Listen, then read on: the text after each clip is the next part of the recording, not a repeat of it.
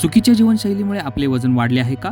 BP, thyroid, हृदयरोग, गुडघे दुखणे, अपचन अशा समस्यांनी आपण त्रस्त आहात का? यावर एकच उपाय. वेलनेस येवला क्लब घेऊन आले आहेत. वजन कमी करा अथवा वाढवा. फ्री वर्कआउट, तेही संतुलित आहार व योग्य मार्गदर्शन सोबत. आजच प्रत्यक्ष भेट द्या अथवा स्क्रीनवरील नंबरवर संपर्क करा. येवला वेलनेस क्लब, ठिकाण उत्तमराव पाटील शिंदे प्लाझा, स्वामी समर्थ केंद्रासमोर, पारेगाव रोड, येवला. सन्मान्य सदस्य पृथ्वीराज चव्हाण. अध्यक्ष महोदय, आपण 8:15 पर्यंत हाऊस चालू ठेवणार. अध्यक्ष महोदय, आपण एका अत्यंत महत्वाच्या आणि संवेदनशील विषयावर चर्चा करतोय. म्हणून आता 8 वाजले तरी सभागृहाची उपस्थिती आपण पाहिली तर संबंध राज्यामध्ये टेलिव्हिजनवर महाराष्ट्रातली जनता या चर्चेकडे लक्ष देऊन ऐकत आहे. म्हणून आज ही चर्चा या गती घेतल्याबद्दल मुख्यमंत्री उपमुख्यमंत्री यांना धन्यवाद देतो.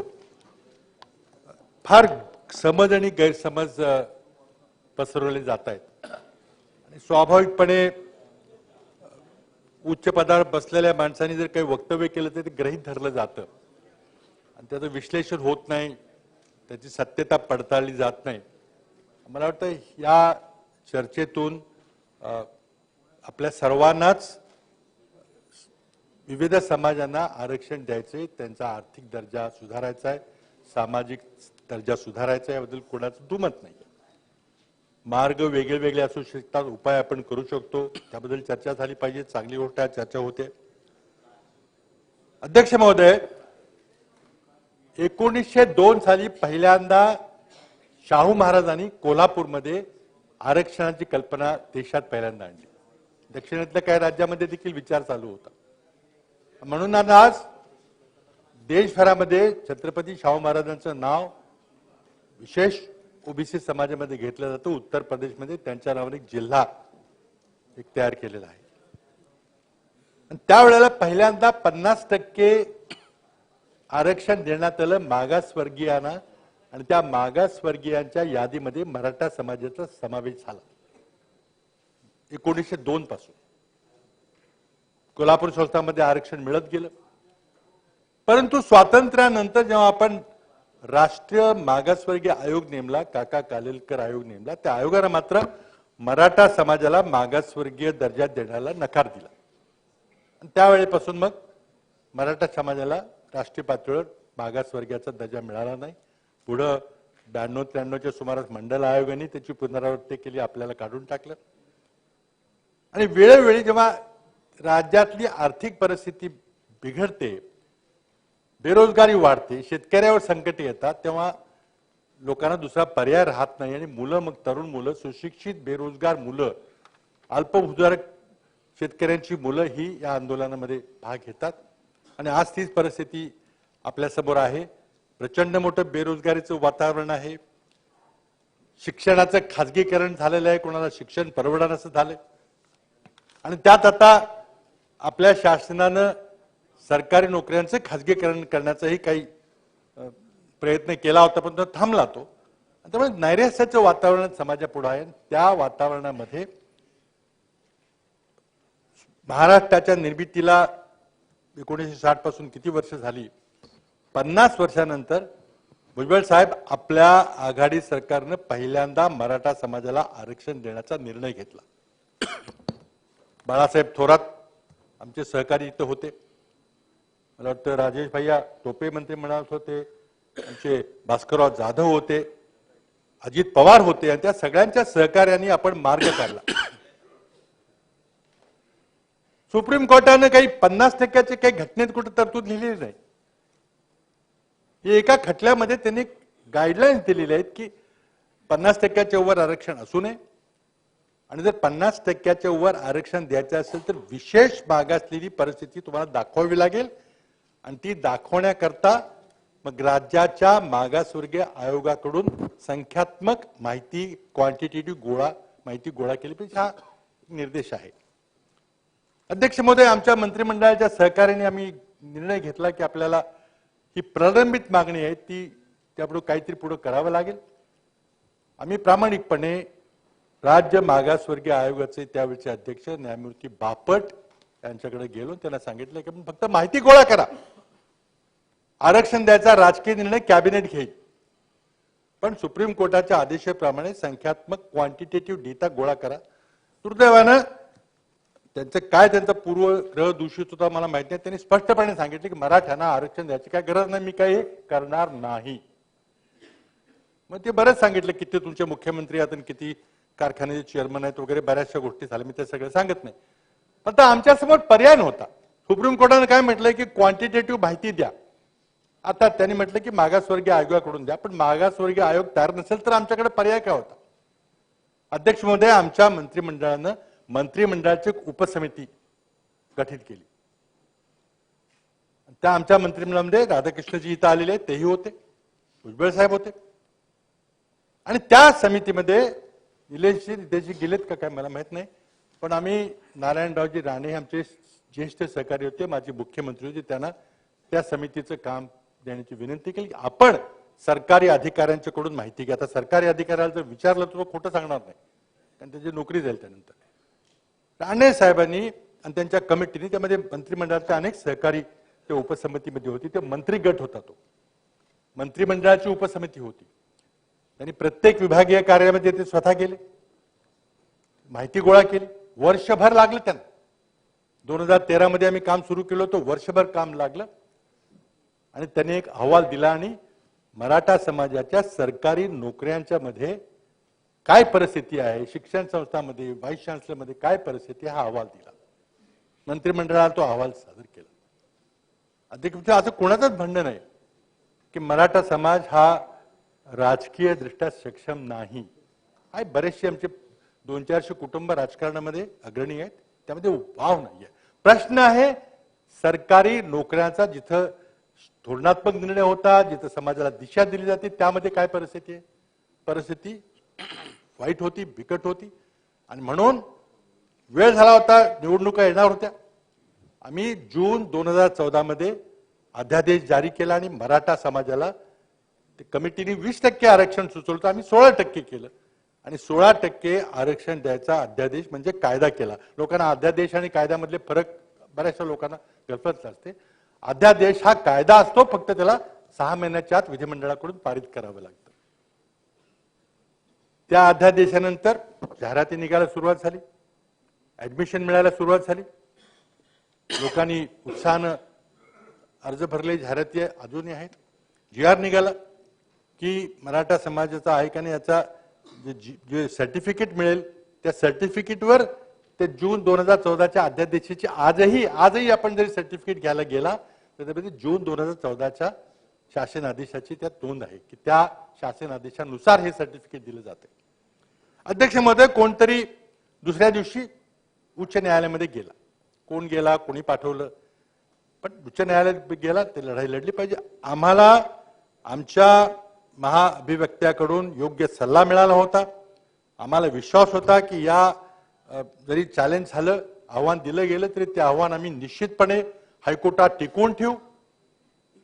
आमचे महाअभिव्यक्ते विश्वासाने सांगत होते की आपण हे टिकू शकतो, आम्ही योग्य त्या प्रकारे आपण हे द्यायचा प्रयत्न केला. दुर्दैवानं निवडणूक झाली. निवडणुकीमध्ये काय झालं, 2014च्या निवडणुकीमध्ये आपल्या सर्वांना माहिती आहे, नवीन सरकार आलं, कोर्टात केस चालू होती. माझी त्या तत्कालीन मुख्यमंत्री महोदय इथं योगायोगानं सभागृहात आहेत, त्यांच्याकडून रास्त अपेक्षा होती की सगळं आर्ग्युमेंट झालं होतं, निकाल लागणार होता. आपण उच्च न्यायालयाला सांगितलं असतं की आमचं नवीन सरकार आलेलं आहे, आम्हाला आमची बाजू मांडून द्या. मागच्या सरकारने काय केलं आम्हाला माहित नाही, एक थोडी वेळ द्या आम्हाला, एक 2-3 महिने आणखी वाढवून द्या. तर मला वाटतं उच्च न्यायालयाने तसं स्वीकारलं असतं, कदाचित काही सांगता येत नाही. आणि मग चांगले नवीन तुमचे वकील लावून मग हे आरक्षण टिकवायचा प्रयत्न केला असता. केलं का नाही केलं. नवीन सरकार आल्याच्या 2 आठवड्याच्या आत उच्च न्यायालयाने निर्णय दिला आणि अध्यादेश रद्द केला. अध्यक्ष महोदय, त्याच वेळेला आम्ही आणखीन एक अध्यादेश काढला होता आणि तो अध्यादेश होता मुस्लिम समाजाच्या मागास वर्गीयांना 5% आरक्षण देण्याचा निर्णय. आता राणे साहेब, सन्मान्य सभासद बोलले त्यांच्याशी मी 100% सहमत आहे. ते म्हटले की धर्मावर आधारित आरक्षण दिले नाही पाहिजे. बरोबर आहे, धर्मावर आधारित आरक्षण कोणी मागत नाही. जसं हिंदू समाजामध्ये आपल्याकडे एक वर्णाश्रमावर आधारित प्रथा आहे, ओबीसी वगैरे त्या प्रथेतून निर्माण झालेली आहे, तसं मुस्लिम समाजामध्ये त्याच प्रकारच्या जाती आहेत. आम्ही मुजीबुर रहमान नावाच्या एका ग्रस्ताकडून एक आयोग नेमला, मुस्लिम समाजाच्या मागासवर्गीयांची यादी काढली. त्यांनी खूप अभ्यास करून 50 मागासवर्गीयांची यादी, मागासवर्ग त्यात नमूद केले आणि त्या मागासवर्गीयांना जसं हिंदू समाजामध्ये ओबीसीना आरक्षण दिलं गेलं तसं मुस्लिम समाजाच्या मागासवर्गीय जातींना आपण जर GR आज पाहिला तर त्या GR मध्ये 50 जातींची नोंद आहे. त्या जातींना 5% निर्णय दिला. अध्यक्ष महोदय, आता हा निर्णय राणेसाहेब मगाशी म्हटले सन्माननीय सदस्य की हायकोर्टाने तो रद्द केला. हायकोर्टाने मुस्लिम समाजाचा अध्यादेश रद्द केला नाही. त्यांनी नोकऱ्यांच्या बद्दल मान्य नाही केलं, पण शिक्षणाच्या बद्दल राज्य सरकारनं आमच्या कॅबिनेटचा जो निर्णय घेतला होता तो योग्य असं मान्य केलं. परंतु तो अध्यादेश होता, त्याला विधिमंडळामध्ये पारित करायची जबाबदारी नव्या सरकारची होती. पण नव्या सरकारनं भूमिका घेतली की धर्मावर आधारित आरक्षण आम्ही देणार नाही. ते धर्मावर आधारित आरक्षण नव्हतं. म्हणून माझी मुख्यमंत्री महोदयांना विनंती आहे की आपण या प्रश्नावर देशातले, राज्यातले नव्हे तर देशातले मुस्लिम बांधव या आपल्या निर्णयाकडे लक्ष देऊन आहेत. गरीब हा गरीब असतो, धर्मानंतर आहे. त्या समाजाच्या मागास वर्गीय जातींना ज्याची यादी आम्ही केलेली आहे त्याबद्दल आपण काहीतरी ठराविक निर्णय घ्या. अध्यक्ष महोदय, मी पुन्हा मराठा समाजाकडे येतो. आमचा अध्यादेश रद्द केला गेला, परंतु नवीन सरकारनं तोच अध्यादेश पुन्हा जानेवारी महिन्यामध्ये विधिमंडळाकडे परतून घ्या. तोच कॉमा फुलस्टॉप काही बदल नाही. जर आमचा अध्यादेश उच्च न्यायालयाने रद्द केला असेल तर मग कायदा केला तर रद्दच होणार. तरी पण तो आपण कायदा एकमताने मंजूर केला जानेवारी 2015 मध्ये आणि त्याला आव्हान दिलं गेलं, लगेच तो पुन्हा हायकोर्टाने फेटाळला. म्हणजे ते 14-15चं हे सगळा एपिसोड संपला. आता अध्यक्ष महोदय, आपण जरा पुढे येऊया, कारण फार गैरसमज आहे आज ज्या कायद्याबद्दल आपण बोलतोय जो 2018 मध्ये कायदा झाला. अध्यक्ष महोदय, महाराष्ट्रामध्ये एका राज्यानं आपल्या राज्यामधल्या काही मागासवर्गीयांना आरक्षण देण्याचा निर्णय घेतला. देशामध्ये जाट आंदोलन चाललं होतं, देशामध्ये गुजर आंदोलन चाललं होतं, पाटीदार आंदोलन चाललं होतं, अनेक ठिकाणी गेलं होतं. आणि केंद्र सरकारने विचार केला की हा जर अधिकार आपण राज्यांना ठेवला तर प्रत्येक राज्य उठेल, निवडणूक आली, आपल्याकडे निवडणूक येणार होती 19 मध्ये, निवडणूक आली की मग काहीतरी निर्णय घेऊन आपला भरमसाठ आरक्षण देऊन टाकेल आणि हे होता कामा नये. म्हणून प्रधानमंत्री नरेंद्र मोदीजींनी घटना दुरुस्ती केली. 102वी घटना दुरुस्ती संसदेने पारित केली. काय होतं त्या 102व्या घटना दुरुस्तीमध्ये? राज्यांना मागासवर्गीय, एखाद्या समाजाला मागासवर्गीय ठरवण्याचा आणि त्याला विशेष आरक्षण वगैरे देण्याचा अधिकार काढून घेतला. 102वी घटना दुरुस्ती ती झाली जुलै-ऑगस्ट मध्ये. त्यामुळे अध्यक्ष महोदय, मी नम्रपणे आपल्याला सांगू इच्छितो, सभागृहाला सांगू इच्छितो की जुलै-ऑगस्ट 2018 नंतर महाराष्ट्राच्या विधिमंडळाला, महाराष्ट्राच्या मंत्रिमंडळाला, महाराष्ट्राच्या मुख्यमंत्र्यांना महाराष्ट्रामध्ये मराठा समाजाला किंवा कुठल्याही समाजाला आरक्षण देण्याचा कुठलाही अधिकार नव्हता. कुठलाही अधिकार नव्हता.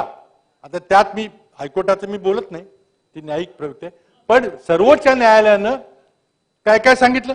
सर्वोच्च न्यायालयाने जेव्हा हा खटला तिकडे गेला त्यावेळेला पहिल्यांदा गायकवाड समितीचा अहवाल फेटाळला. इंदिरा साहनी केसच्या पुनर्विचाराची मागणी चुकीची ठरवली आणि 50% सीमाहून अधिक होणे असेही सुप्रीम कोर्टाने म्हटलेलं आहे. मराठा समाजाचा ईबीसी मध्ये समावेश चुकीचा म्हटलेला आहे आणि संविधानाची 102वी घटना दुरुस्ती वैध ठरवली सुप्रीम कोर्टाने. आता ती जर वैध असली तर मला कुणी सांगावं, आज उपमुख्यमंत्री तर बसलेले आहेत, तत्कालीन ते मुख्यमंत्री होते, ते कायदे पंडित आहेत, आम्हाला सांगावं की त्या दिवशी जेव्हा आपण 2018चं मराठा विधेयक आणलं त्या दिवशी आपल्या सभागृहाला लेजिस्लेटिव्ह कॉम्पिटन्स होतं का, वैधानिक समर्थता होती का, त्याचं नम्रपणे उत्तर द्यावं लागेल की ते नव्हती. कारण म्हणूनच तर 102वी घटना दुरुस्ती नरेंद्र मोदींनी केली. राज्यांना आपलं आरक्षण ठरवायचे अधिकार नसले पाहिजेत. उत्तर द्या ना. मी विनंती करणार आहे, मी उत्तर द्या. मी मुख्यमंत्र्यांना विनंती करणार आहे, मी मुख्यमंत्र्यांना विनंती करणार आहे की आपण इंटरव्ह्यू करावं, प्लीज इंटरव्ह्यू करा आणि सत्यता सगळ्यांना सांगा. आपण यामध्ये हस्तक्षेप करून उद्या चला या सर्व गोष्टींच्यावर आपण जर त्याचं उत्तरच दिलं नाही तर तेच रेकॉर्डवर राहतं. बरं ऐकू दे. मुख्यमंत्री महोदय आपल्याला एवढंच महत्वाचं आहे की जर लेजिस्लेटिव्ह एक कॉम्पिटन्स मिनिट. नसता तर हायकोर्टाने वैध कसं ठरवलं असतं. आणि सर्वोच्च न्यायालयामध्येही सेंट्रल गव्हर्नमेंटने सांगितलं की आम्ही 102व्या घटना दुरुस्तीने राज्यांचे अधिकार घेतलेले नाहीत. पण त्याचं इंटरप्रिटेशन करताना सुप्रीम कोर्टाने सांगितलं की तसं तुम्ही एक्सप्रेस्ड म्हणायला पाहिजे होतं. त्यामुळे 100% लेजिस्लेटिव्ह कॉम्पिटन्स होता. आपल्या त्यात मतभेद आहेत आणि तीच केस आता सुप्रीम कोर्टात चाललेली आहे. सुप्रीम कोर्टानं आपला कायदा अवैध ठरवलेला आहे. आपला रिव्ह्यू पिटिशन फेल झालेला आहे. आता क्युरेटिव्ह पिटिशनला काय होतंय माहिती नाही. क्युरेटिव्ह पिटिशन काय होतं आपल्याला चांगलं माहिती आहे. अध्यक्ष महोदय, थोड्या वेळाकरता आपण उपमुख्यमंत्री महोदयांचं म्हणणं मान्य करू, पण 102वी घटना दुरुस्ती झाली ही वस्तुस्थिती आहे. त्यानंतर अनेक राज्यांनी तक्रारी केल्या की आता आमचे अधिकार तुम्ही काढून घेतले. हे सगळे अधिकार राष्ट्रपतींनी मिळाले आणि त्यानंतर जे अजिटेशन झालं, आंदोलन झालं, त्यामुळं नरेंद्र मोदींना पुन्हा हा कायदा बदलावा लागला आणि पुन्हा 105वी घटना दुरुस्ती करून पुन्हा राज्यांना अधिकार द्यावे लागले. आज राज्यांना अधिकार आहेत का? कदाचित आहेत, पण ज्या दिवशी तुम्ही कायदा पारित केला त्या दिवशी नव्हते असं माझं नम्रपणे होतं. आपण उत्तर उद्या द्या. काय होती नाही साहेब, 102वी घटना दुरुस्ती एवढीच होती की वर्षानुवर्ष ओबीसी आयोग केंद्रात होता पण त्याला घटनात्मक दर्जा नव्हता. म्हणून ओबीसी आयोगाला घटनात्मक दर्जा देण्याची 102वी घटना दुरुस्ती करण्यात आली. आणि सर्वोच्च न्यायालयामध्ये केंद्र सरकारने ऍफिडेव्हिट करून आपल्या केसमध्ये सांगितलेलं आहे की राज्याचे अधिकार आम्ही काढलेले नाहीत, ते राज्याला अधिकार आहेत. 102वी कारण तेच सांगतो आपल्याला, आपण समजून घ्या. आपण फार हुशार आहात आणि आपल्याला ते समजलेलं आहे, पण आपल्याला थोडं राजकीय बोलायचं आहे. हे आपल्याकडनं अपेक्षा नाही आहे. आपल्याला राजकीय बोलायचं आहे. असं आहे की ऐका, आपण पूर्ण ते वाचा. त्याच्यामध्ये केंद्र सरकारने ज्यावेळेस सांगितलं त्यावेळेस सुप्रीम कोर्टाने सांगितलं की एम्बिग्युइटी तयार झाली आहे. एम्बिग्युइटी तयार झाली आहे हो, पण याचा अर्थ स्टेटचा लेजिस्लेटिव्ह कॉम्पिटन्स निघाला नव्हता. ती फक्त एम्बिग्युइटी क्लिअर केली. स्टेटचा लेजिस्लेटिव्ह कॉम्पिटन्स होता. केंद्राने ते वारंवार सांगितलं आणि ज्या दिवशी आपण कायदा पारित केला त्या दिवशी या सभागृहाला तो अधिकार होता आणि म्हणूनच उच्च न्यायालयाने तो कायदा वैध ठरवला. तो कायदा अवैध ठरवलेला आहे आणि तो कायदा, त्यामुळे एम्बिग्युइटी तयार झालेली आहे, संभ्रम निर्माण झालेला आहे. म्हणून नरेंद्र मोदींना पुन्हा 102वा कायदा बाजूला करून 105वी घटना दुरुस्ती करून पुन्हा राज्यांना अधिकार द्यावे लागले. काय करावं लागलं? अध्यक्ष महोदय, यामध्ये माझी नम्र विनंती अशी आहे की ठीक आहे, आता आपण क्युरेटिव्ह पिटिशनचा शेवटचा पर्याय आपण स्वीकारलेला आहे, म्हणजे तो चॅप्टर संपेल. एकदा त्यामध्ये जो काही निर्णय होईल त्यामध्ये 2018ची जी घटना आपण राज्यातला कायदा केला आणि केंद्राची घटना दुरुस्ती, तो चॅप्टर आपल्या क्युरेटिव्ह पिटिशन नंतर संपेल. माननीय माजी मुख्यमंत्री महोदयांचं भाषण संपेपर्यंत वेळ वाढवावी लागेल. चला आपण बोला. अध्यक्ष महोदय, मला एवढाच मुद्दा आपण बोला की मला अध्यक्ष महोदय, मी हे बघा, आपण मगाशी वेळ जी वाढवलेली आहे ती कामकाज संपेपर्यंत वाढवलेली आहे. आता आपल्याला ठरवायचं आहे. आपण बोला. ठीक, माझं होऊ द्या. त्यामुळे आपण प्रयत्न केला नाही असं मला म्हणायचं नाही. कदाचित आपला सल्ला योग्य असेल नसेल, आमचा चुकीचा सल्ला असेल, पण आज सुप्रीम कोर्टानं आपला कायदा अवैध ठरवलेला आहे ही वस्तुस्थिती आहे. आता क्युरेटिव्ह पिटिशन मध्ये काही होणार नाही अशी माझी स्वतःची माहिती. आपण जर चांगले वकील नेमून जर कायदा निर्णय बदलला तर अभिनंदन आपलं करू आपण. पण पुढे काय समजून चालू की आपण हे होणार नाही, तर आता तुमच्याकडे अगदी अस्पष्ट रूपाने पुन्हा अधिकार आहे. आता काय अँबिग्युटी राहिलेली नाही, कारण 105वी पुन्हा आपण करू शकतो. करणार का आपण? मुख्यमंत्री महोदय आपल्याला सांगतील पुढे काय करायचं ते. तर दोन गोष्टी आहे. आता मी हे कायदेशीर बाबी संपून टाकतो. येवला तालुक्यातील लाखो शेतकऱ्यांचा विश्वास संपादन केलेले कृषी क्षेत्रातील अग्रगण्य नाव भारत सीड्स येवला. सर्व प्रकारच्या रासायनिक व जैविक खतांसाठी भारत सीड्स येवला यांची दुसरी शाखा. एक वेळ अवश्य भेट द्या. ठिकाण हॉटेल बळीराजा नॉनव्हेज शेजारी, नगर मनमाड महामार्ग, येवला.